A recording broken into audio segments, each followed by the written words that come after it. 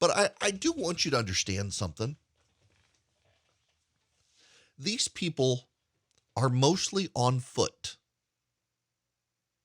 They're carrying their worldly possessions and their children, and they're traversing thousands of miles of treacherous, dangerous terrain. They are headed through the jungles of South and Central America, some through the Amazon rainforest basin.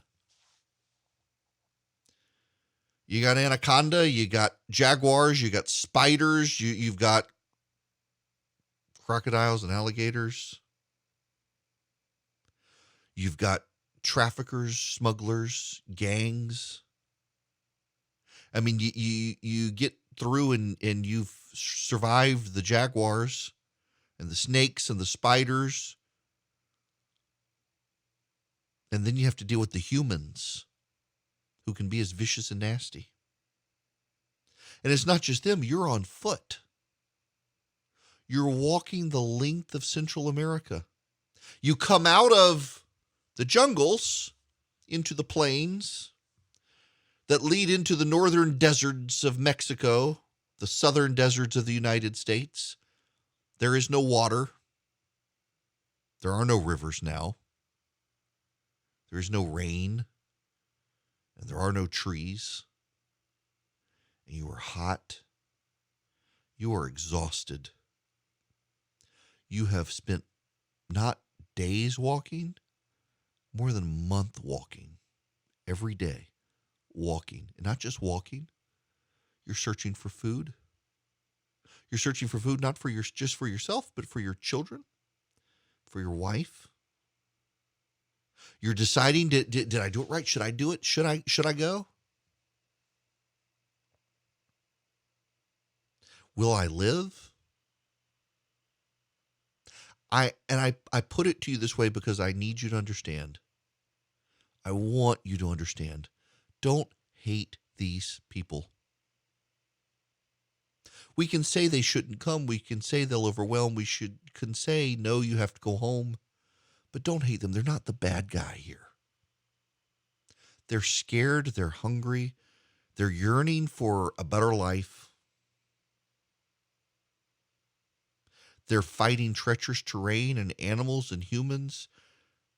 They're avoiding death because they want to come to the better life that we can offer. They want to come here. They don't want to settle in Panama. They don't want to settle in Mexico. They don't want to go home to the third world hellhole they're fleeing from. They want to come here.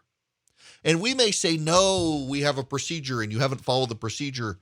And no, we can't allow you to come. We can't incentivize you breaking the law. We can't incentivize you crossing overwhelmingly into our borders like this. We can't allow you to do this, but don't hate them.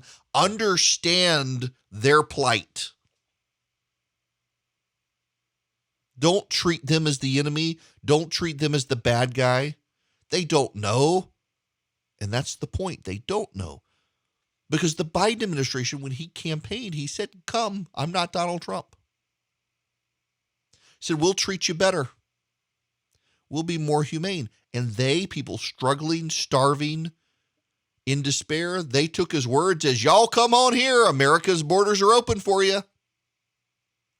So they're coming. They've been as misled as you have by Joe Biden. The difference is you're here and you can vote Joe Biden out of office. They're not here and they're coming here and they're not getting news. They're not getting Twitter. They're not getting social media. They're not getting CNN. They're not getting the nightly news. They're getting nothing. They're not even getting food. Joe Biden caused this. His words had real meaning for these people. It gave them hope that they could come. Many of them fled to South America from Haiti to get work during the Olympics in Brazil. And they stayed for a while until the economy began to turn south, and then COVID started shutting things down. They have nowhere to go. They have no home. They have no job. They have no money. And here comes Joe Biden and says, I'm going to fight COVID. I'm going to beat COVID. I'm going to fix the border situation. I'm going to treat these people humanely. I'm not going to throw these people out of the country. We're going to allow people to stay. We're going to find a way to make it work. And they heard him, and they believed him, and they've been duped. You should feel sorry for these people. I feel sorry for these people. Doesn't mean I want them to stay. Doesn't mean I think they should stay. But I think that you as a compassionate person need to, one, empathize to some degree with what they're going through, why they're coming here, the desperation that leads them to walk across a continent to get here. And should also be really, really frustrated with the political leaders in Washington who rule the roost right now, who have allowed the situation to fester, are continuing to allow the situation to fester. And we have our Central American neighbor saying, hey, this problem's about to get worse. And the president of the United States and the leaders in his administration don't want to do anything to fix the problem, aren't doing anything to fix the problem, and are scared to death to be seen as bad as the last guy who actually didn't have this problem because people knew he was serious when he said, I'm not going to allow you to come across the border. Whether you like him or not, Donald Trump's policies worked on this issue, and Joe Biden's are failing. And it's not just that Joe Biden is failing our border and failing our national sovereignty and failing to keep these people out. He's failing these people too, who are desperate and looking for help. And that's the shame of it all. He's failing everybody. And these people's lives literally are on the line. And he's failing them. And that's a shame.